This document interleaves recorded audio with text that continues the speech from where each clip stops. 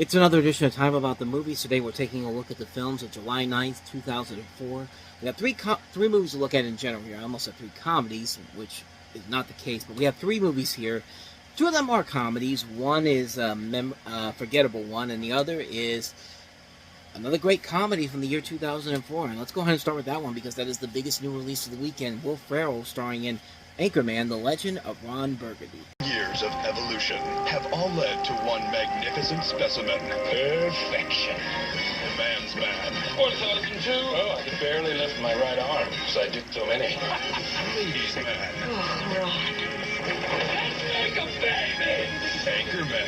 Cannonball! Will Ferrell. Huh? You know I don't speak Spanish. Anchorman. Rated PG-13. Starts Friday, July 9th everywhere. 2004, man, was just such a good year for comedy. I just realized that now. We've talked about some really good ones that have come out in this year. You know, Napoleon Dynamite, Dodgeball, Envy, Starsky and Hutch, and now this movie, Anchorman: The Legend of Ron Burgundy, which is pretty much what you think it is when you see the trailer for it. It's a tongue-in-cheek take on the culture of the 1970s, particularly the new action news format that was going on in the world of television at the time. This was still when television was still very much in its infancy. And you have Ron Burgundy as a San Diego television station personality, Ron Burgundy, where his character clashes with the new female anchor, Christina Applegate, playing the character there. You also have a cast that includes a ton of talent all around. Paul Rudd, Steve Carell, David Koechner, Fred Willard, and that's just the main cast of characters. I mean, we haven't even talked about people like Chris Parnell, Catherine Hahn, Fred Armisen, Vince Vaughn, Jerry Minor, Laura Keitlinger, Danny Trejo, Jack Black, Judd Apatow, just a phenomenal cast in this movie, and this is really one of the funniest comedies ever made. I mean, this is Will Ferrell's magnum opus for me in terms of his comedies in general. You know, there's that legacy of people that like Talladega Nights. There's that people that like Step Brothers. This is the topper for me. Will Ferrell and Adam McKay doing this movie. Just a great movie. The line readings in this movie are absolutely hilarious. Some of the funniest moments in movie history are in this film. Some great random lines, like one of my favorite obscure lines are in this movie where, you know, Christina Applegate's going into Fred Willard's office and asking about, you know, where's her office at, and, you know, and then Will Ferrell just all of a sudden out of nowhere goes, "You can use my office, and then maybe we can go to lunch," and then there's just this silence, and then Fred Willard goes like, "Lower your voice, Ron." Like, jokes like that are all throughout this movie, and it's absolutely hilarious. Like, scenes will just start normally and then just go into this random area where you can't help but just laugh your ass off. I mean, there's one scene in particular where Will Ferrell's talking about what he loves about what's love about, and all of a sudden they just start going into Afternoon Delight. They all start singing Afternoon Delight, and it's just like, it's completely random, it's completely out of nowhere, but you know what? These guys are singing the crap out of that song, and it's a pretty damn good cover of it. I mean, there's not much more I can really say about this movie, man. This is a film that's just so brilliantly funny, so stupidly clever. It's just an absolute masterpiece of a comedy, just one of the best comedies ever made. This is one I always go back to. A freaking phenomenal movie, man. I love this movie so much. I love the sequel, too. Anchorman: The Legend Continues, but yeah, most people don't realize that there was also a direct-to-video DVD movie made that's not even a sequel. It's just they filmed so much stuff from this movie. There was a lot of outtakes, additional subplots. They just decided, screw it, we're going to make it its own movie. And when this came out on DVD for the first time, they actually made it into its own movie. Wake Up Ron Burgundy, The Lost Movie, which is one I haven't seen in a long time. I don't remember it being that good, but maybe when we get to the 2004 leftovers, it'll be one I'll bring up later on down the road. But this one's a comedy classic, man. I can't really say too much more about this one, hasn't already been said. Anchorman: The Legend of Ron Burgundy. It's Will Ferrell and Adam McKay's magnum opus to me. This is their best movie that they've made. I can't recommend it enough. It's one of the funniest comedies ever made. So, that's Anchorman. Let's go ahead and move on to our next movie, and that is Clive Owen starring as King Arthur.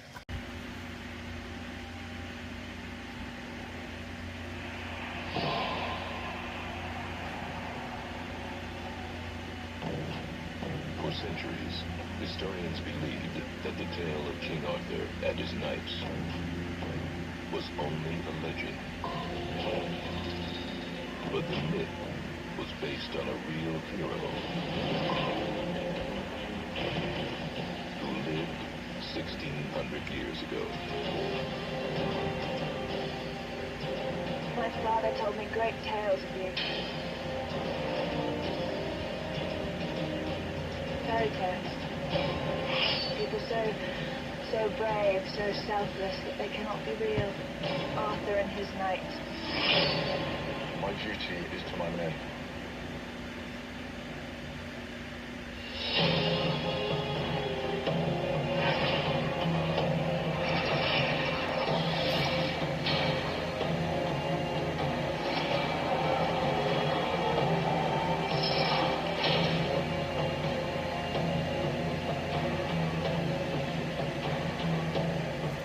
I'm going to slaughter you people.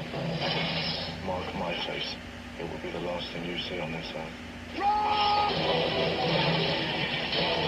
My power shall be with you wherever you go. Able to fly without wings.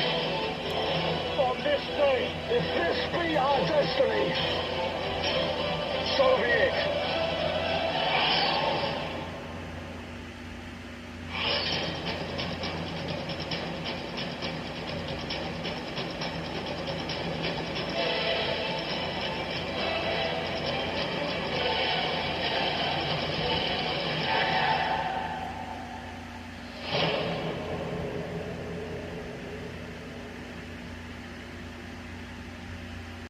The craziest thing about this movie is I did not know who directed this until I saw who did it at the end, and that was Anton Fuqua, who was a great director overall. We talked about some of his movies before. Training Day, in particular, I think was the film that he made before this. No, it was Tears from the Sun.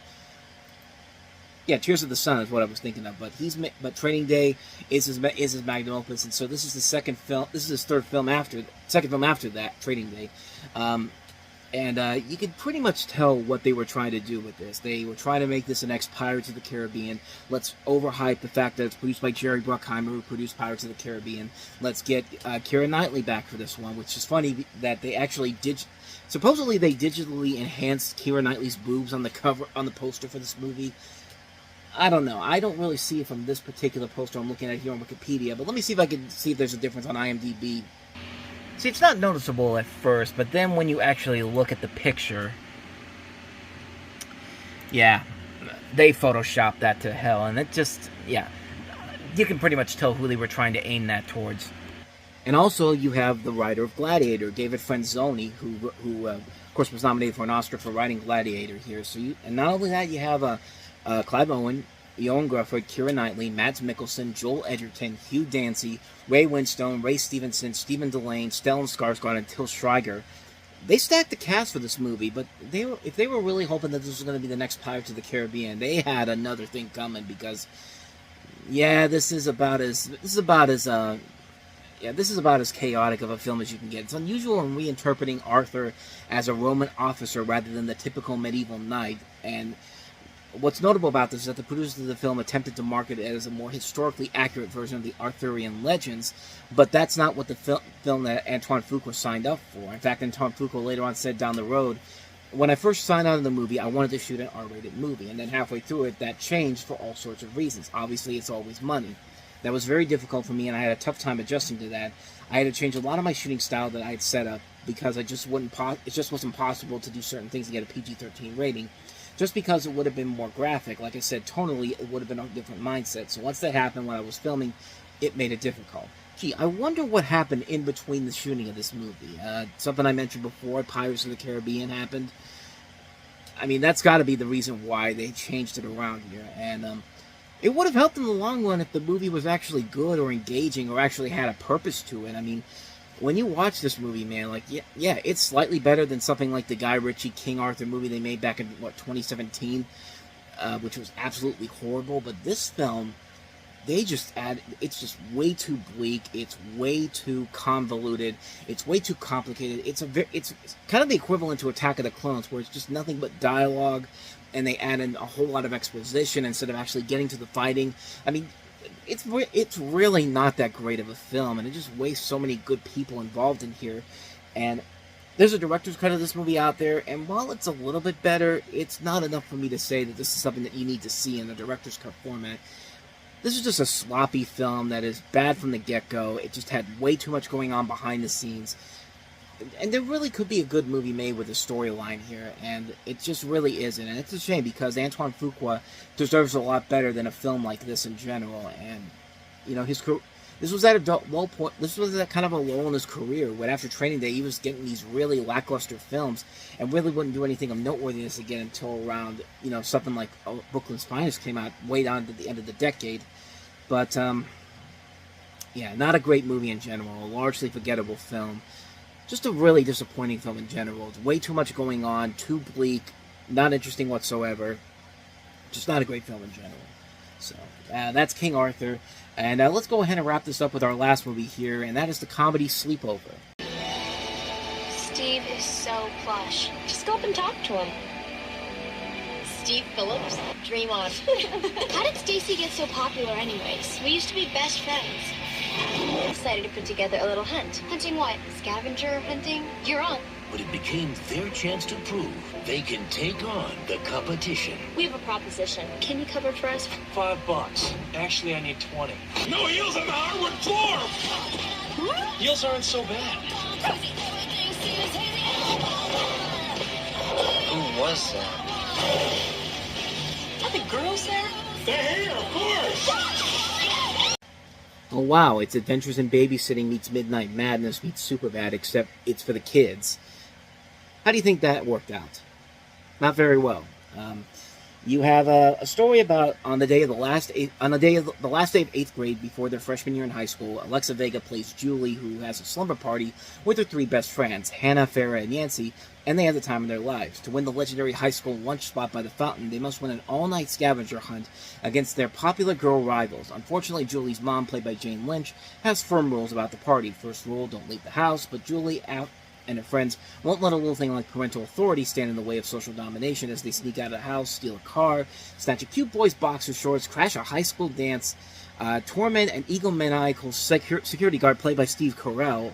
Along the way, some of the girls might just find love, because anything is possible at Julie's sleepover, and you really give a shit at this point. I mean, that's only a little bit of the snippets from this trailer that is just so obnoxious, it's so annoying. And when you watch the film itself, it's about as bad as generic as you can get. You got a lot of really good talent here. You know, this was Alexa Vega trying to follow up her success with Spy Kids, and didn't work out too well for her. It's a movie that really devoids anybody of true talent. There's a lot of good talent involved in here.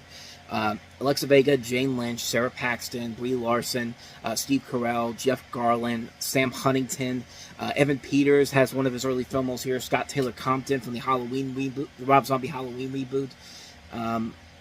Yeah, other than that, though, there's really nothing here. It's a lazy comedy that just is so downright trying to go for the lowest common denominator in a season where, the benefit to them was that they did not have a whole lot of family films to compete with that were going to be really compatible, but there's still many better options out there than this garbage right here. Like, nobody wanted to see this movie, and clearly nobody wanted to go see this movie because it only made back $10 million, which, even though that was its budget in general, you still aren't making a whole lot of money by making back just your budget in general, even if it's for a smaller film like this.